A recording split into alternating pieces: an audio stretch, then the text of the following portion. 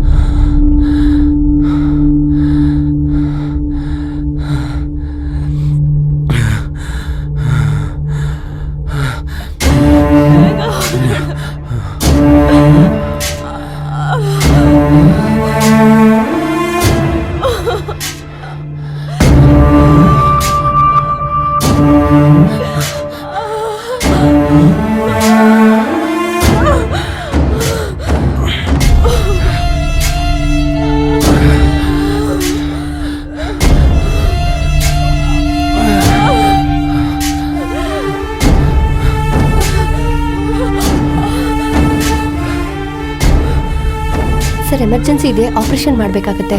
ಅದಕ್ಕೆ ಮುಂಚೆ ಸ್ವಲ್ಪ ಪೇಮೆಂಟ್ ಮಾಡಬೇಕಾಗುತ್ತೆ ಸರ್. ನನ್ನ ಹತ್ರ ದುಡ್ಡಿಲ್ಲ.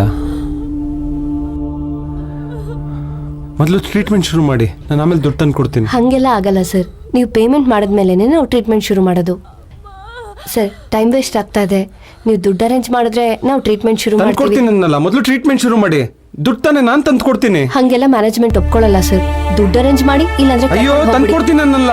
ದಯವಿಟ್ಟು ನೀವು ಶುರು ಮಾಡಿ, ನಾನು ತಂದು ಕೊಡ್ತೀನಿ. ಸಾರಿ, ಇಟ್ಸ್ ನಾಟ್ ಪಾಸಿಬಲ್. ರೀ, ದುಡ್ಡು ದುಡ್ಡು ಅಂತಿರಲಿ, ಫಸ್ಟ್ ಟ್ರೀಟ್ಮೆಂಟ್ ಶುರು ಮಾಡಿ, ತಂದು ಕೊಡ್ತೀನಿ.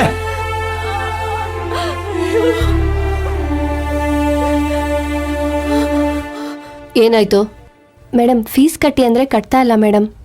ಕುಡ್ದ್ಬಿಟ್ಟಿದ್ದಾರೆ ಮೇಡಮ್. ಕುಡ್ದು ಜಗಳ ಮಾಡ್ತಾ ಇದ್ದಾರೆ. ಪೇಷಂಟಿಗೆ ನೀವೇನಾಗಬೇಕು? ಅವ್ರ ಗಂಡ ಅಂತಿರಲ್ರಿ. ನಿಮ್ಮ ಮಗುನ ಆ ಹುಡುಗಿ ಹೆರ್ತಾ ಇದ್ದಾಳೆ. ಈ ಟೈಮ್ನಲ್ಲಿ ಅವರಿಬ್ಬರಿಗಂತ ಸ್ವಲ್ಪ ದುಡ್ಡಿಟ್ಕೋಬೇಕು ಅಂತ ಗೊತ್ತಾಗಲ್ವಾ? ನಿಮಗೆಲ್ಲ ಯಾಕೆ ಮಕ್ಕಳು? ನೀನು ಸಾರಾಯಿ ಕುಡಿಯೋದಕ್ಕೆ, ಮಕ್ಕಳು ಭಿಕ್ಷೆ ಬೇಡ್ಕೊಂಡು ಬರೋದಕ್ಕ? ಇಷ್ಟೊತ್ತಲ್ಲಿ ಹಾಸ್ಪಿಟ್ಲಿಗೆ ತೊಂದರೆ ಆಗತ್ತೆ ಅಂತ ಗೊತ್ತಾಗಲ್ವಾ ನಿಂಗೆ? Don't allow this people if they are not paying.